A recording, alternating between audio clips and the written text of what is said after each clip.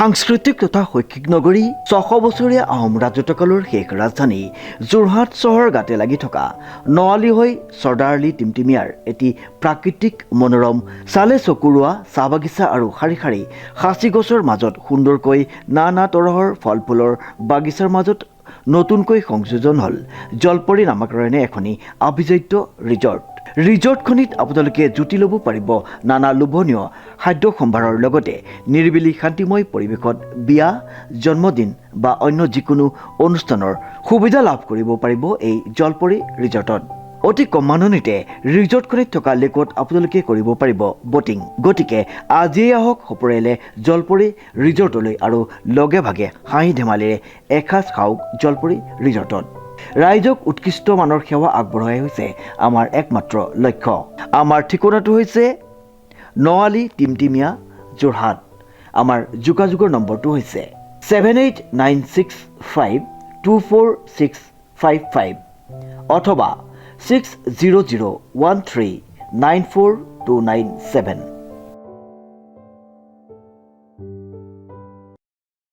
নমস্কাৰ, নিউজৰ বাতৰিলৈ স্বাগতম জনাই ষ্টুডিঅ'ৰ মজিয়াত মই পল দাস।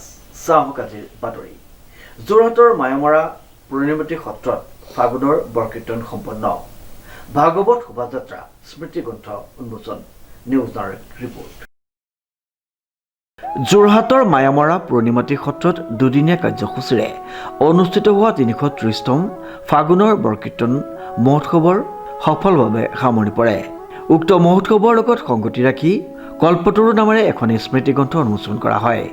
গ্ৰন্থভাগী উন্মোচন কৰে সত্ৰীয়া চৰ্চা কেন্দ্ৰৰ সচিব পংকজ শইকীয়াই। উল্লেখযোগ্য যে মহোৎসৱৰ পুৱা নাম প্ৰসংগ ভাগৱত পাঠৰ পাছতেই ধৰ্মধ্বজা উত্তোলন কৰে মায়ামৰা পূৰ্ণিমতী সত্ৰৰ সত্ৰাধিকাৰ ভৱানন্দ গোস্বামীয়ে। মহাপুৰুষ শ্ৰীমন্ত শংকৰদেৱ গুৰুজনাৰ আদৰ্শক শিৰোগত কৰি আমি আজি এই পূৰ্ণিমতী মায়ামৰা সত্ৰত উজনিৰ পৰা নামনিলৈ সমূহ বৈষ্ণৱবৃন্দ ফাগুনৰ বৰকীৰ্তন মহোৎসৱক উপলক্ষে আমি এই সত্ৰখনিত এখনি স্মৃতিগ্ৰন্থ প্ৰচাৰৰ যি যা যোৱা চলিছিল সেই আলোচনীভাগী হ'ল কল্পতৰু ৩০ সংখ্যক বৰকীৰ্তন মহোৎসৱ উপলক্ষে প্ৰকাশিত ১৩ আৰু ১৪ ফেব্ৰুৱাৰী ২০২৫। আমি এই আলোচনী ভাগত স্মৃতিগ্ৰন্থ ভাগত বিভিন্ন তথ্যমূলক আধ্যাত্মিক দিশৰ ওপৰত বিভিন্ন অভিজ্ঞ সম্পন্ন ধৰ্মীয় দিশত থকা ব্যক্তিসকলৰ পৰা আমি তথ্য পাতি সংগ্ৰহ কৰি এই স্মৃতিগ্ৰন্থ ভাগ আজি উন্মোচন কৰা হ'ল। এই স্মৃতিগ্ৰন্থখনিৰ যোগেদি আমাৰ সত্ৰ তথা আমাৰ সাহিত্য সংস্কৃতিৰ বহুতো উন্নত হ'ব বুলি আমি কল্পনা কৰিছোঁ আৰু ভৱিষ্যতেও এই সত্ৰভাগীৰ এই চিহ্ন ৰাখিবৰ কাৰণে এই হ'ল প্ৰথম সংখ্যা, দ্বিতীয় সংখ্যা পৰৱৰ্তী সংখ্যাত প্ৰকাশ কৰাৰ যোজনা চলাইছোঁ।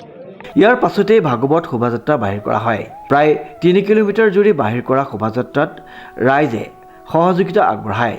কীৰ্তন পাঠেৰে জীপাল কৰি তোলা এই মহোৎসৱত অহোৰাত্ৰি গায়ন বায়ন প্ৰদৰ্শন কৰা হয়। শ্ৰী মায়ামৰা পূৰ্ণিমতী মূল সত্ৰৰ ৩৩০তম এই বাৰ্ষিক যিটো বৰকীৰ্তন ভাগী আমি অনুষ্ঠিত কৰি আছোঁ। এই বৰকীৰ্তন ভাগীত আমাৰ সত্ৰলৈ যিখিনি লোকে অৱদান আগবঢ়ালে সেইসকলক আমি সম্বৰ্ধনা জনোৱাৰ এটা সিদ্ধান্ত লৈছিলোঁ আৰু সেইমতে আমি 9জন লোকক আমি সম্বৰ্ধনা জনাইছিলোঁ। সেইসকল হৈছে কাকপথাৰৰ তিলক দত্ত আৰু তোষেশ্বৰ সোঁৱৰণত এখনি তোৰণ দিয়া হৈছিলে ৰাষ্ট্ৰীয় ঘাইপথৰ কাষতে। দ্বিতীয়তে সত্ৰলৈ মুখতে সোমোৱা এভাগী জাপি তোৰণ, সেইভাগী স্বৰ্গীয় জীৱেশ্বৰ চুতীয়াৰ সোঁৱৰণত শিৱসাগৰ কাঠপাৰা জিলাৰ মনু চুতীয়া, বুধেশ্বৰ চুতীয়া, নিৰ্মল চুতীয়া আৰু কিৰণ চুতীয়াই আমাক দান দিছিলে। তৃতীয়তে হ'ল থানৰ ভিতৰত এভাগী নামঘৰ 50 ফুট বহল 145 ফুট দীঘল নামঘৰ ভটিয়াপৰাৰ মানসজ্যোতি গগৈদেৱে দিছিলে। সত্ৰৰ এভাগী আলহী গৃহ সেইভাগে দিছিলে শ্ৰীযুত গিৰীশ গগৈদেৱে, তেখেতৰ পিতৃ মাতৃ সোঁৱৰণত। এই আৰু এগৰাকী দিছিলে থানৰ বাটচৰাভাগী নৰেন্দ্ৰ দাসে দিছিলে। আৰু সত্ৰৰ বৰনামভাগী পূব ফালৰ বাৰান্দাখনি ACS বিষয়া মণিষা কলিতা ডাঙৰীয়াই দিছিলে তেখেতলোকক আজিৰ সভাত আমি সম্বৰ্ধনা জ্ঞাপন কৰিলোঁ ভৱিষ্যতে যে আমাক তেনেকৈ সহায় সাৰথি পাওঁ তাকে আশা কৰি আজি তেখেতসকলক আমি আজিৰ সভাত সম্বৰ্ধনা জনোৱা হ'ল এই গায়ন বায়ন প্ৰদৰ্শনত পুৰণিমাটি সত্ৰ টেকেলা গাঁও শিৱসাগৰ ভুটীয়াপাৰ জাজি মাজগাঁও কলিয়াপানী চৈকতা মাজগাঁও পাখিমাৰী কাকডোঙা কাকপথাৰ নৱজ্যোতি শিৱসাগৰৰ কাঠপাৰৰ মায়ামৰা পূৰ্ণিমাটি সত্ৰৰ অনুগামী শিষ্যসকলে অংশগ্ৰহণ কৰে আজি শ্ৰী শ্ৰী মায়ামৰা পূৰ্ণিমাটি সত্ৰত ফাগুনৰ বৰকীৰ্তন মহোৎসৱ ভাগি হৈছে গতিকে এই ভাগ পৰম্পৰা নীতিমতে পৰমানন্দ গুৰুজনৰ দিনৰ পৰা এই আপোনাৰ এই 30 মাঘৰ দিনা আৰম্ভ হয় আৰু 1 ফাগুনৰ দিনা শেষ হয় দুদিনীয়া কাৰ্যসূচীয়ে এই ফাগুনৰ মহোৎসৱ ভাগি উদযাপন হৈ আছে আৰু এই তিথিভাগলৈ অসমৰ আপোনাৰ শদিয়াৰ পৰা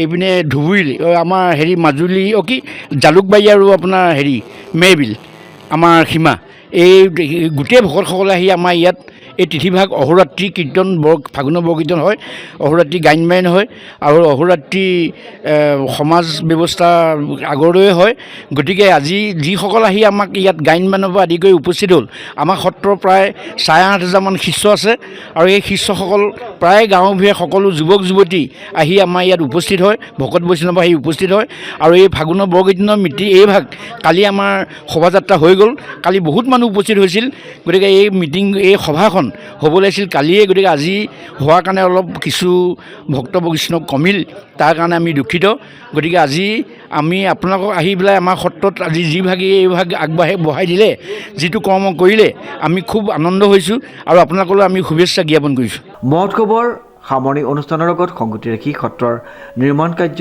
সামগ্ৰী প্ৰদান আৰু দান আগবঢ়োৱাসকলক গ্ৰন্থ উন্মোচনী অনুষ্ঠানতে বিশেষভাৱে সম্বৰ্ধনা জ্ঞাপন কৰা হয় বৰগীতেৰে আৰম্ভ হোৱা অনুষ্ঠানত পূৰ্ণিমাটি সত্ৰৰ সত্ৰাধিকাৰ ভৱানন্দ গোস্বামী প্ৰমুখ্যে কেইবাগৰাকীও বিশিষ্ট ব্যক্তিৰ উপস্থিত থাকে নিশালৈ নৃসিংহ অৱতাৰ নাটকৰ ভাওনা প্ৰদৰ্শন কৰা হয় মাধ্যমৰ কৰ্মীসকললৈ ধন্যবাদ জ্ঞাপন কৰিছোঁ আজি শ্ৰী শ্ৰী মায়ামৰা পূৰ্ণিমাটি মূল সত্ৰ আজি 330তম বৰকীৰ্তন মহোৎসৱ এয়া 1695 খ্ৰীষ্টাব্দত প্ৰতিষ্ঠিত হোৱা এই সত্ৰখনিয়ে প্ৰত্যেক বছৰে মাঘৰ সংক্ৰান্তি আৰু ফাগুনৰ 1 তাৰিখে এই কীৰ্তন মহোৎসৱ ভাগি পাতি আহিছে আজি পৰ্যন্ত সেই ভাগ আজি এই ভাগি কণ্টিনিউ হৈ আহিছে আমি আজি এই অনুষ্ঠান ভাগিত আজি অসম সত্ৰ মহাসভাৰ আজি কেইবাজনো গণ্যমান্য বিষয়া আজি যোগদান কৰিছে আৰু তেখেতসকলে আজি যথেষ্ট দিহা পৰামৰ্শ দিছে আৰু আমাৰ এই শ্ৰী শ্ৰী মায়ামৰা পূৰ্ণিমাটি সত্ৰখনি 330 বছৰীয়া সত্ৰখনি আমাৰ 9খন জিলাত কমেও 31-32খন গাঁও আছে সকলোৰ পৰা এই 12 চহৰৰ এই ভকত বৈষ্ণৱ আহি এই অনুষ্ঠানত সহযোগ কৰিছে আৰু তেখেতসকললৈ আমি